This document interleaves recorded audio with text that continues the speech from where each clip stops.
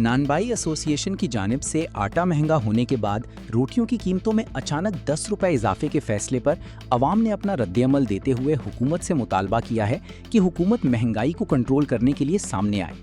हुकूमत हर चीज़ पर टैक्स लगाने के लिए पेश रहती है, मगर जहां गरीब आवाम को रिलीफ देने की बात आती है तो हुकूमत मंजरनामे का सामना करने को तैयार नहीं होती।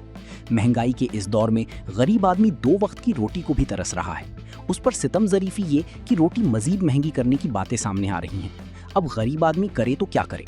एक शहरी का कहना था कि हुकूमत आवाम को महंगाई से निजात दिलाइए। हुकूमत का खामोश रवैया गरीब मिटाओ पॉलिसी के मुतरादिफ है। एक और शहरी का कहना था कि बार बार मरने से तो बेहतर है कि हुकूमत एक ही मर्तबा गरीबों को मार दे।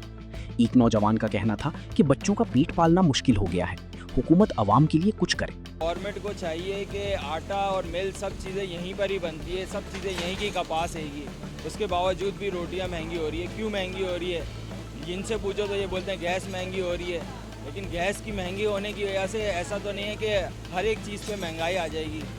ये हमारी गवर्नमेंट को भी करना चाहिए इस पर, तो ताकि जो है ये बेचारे 2 वक्त की जो रोटी खाते हैं बेचारे मजदूर तबके जो भी हैंगे, उनके लिए इतनी परेशानी होती है। को मार दो ताकि एक ही झटके के अंदर सारा रोना धोने ख़त्म हो जाए। ये जो गरीब बेचारा रोज़ रोज़ मर रहा है, तो एक ही मरतबा मर जाएगा तो जान तो छूट जाएगी गरीब आदमी की। अभी मैं इससे ज़्यादा क्या बोलूँ। चीज़ महंगी होती है तो पीछे 10 चीज़ें जानबूझ के महंगी भी कर दी जाती हैं। मैं तो ये कहता हूँ कि गवर्नमेंट को ये चाहिए कि हर चीज़ के ऊपर टैक्स लगा दे कि ये चीज़ इतने की है, ताकि कोई अपनी मर्ज़ी से रेट ना रख सके।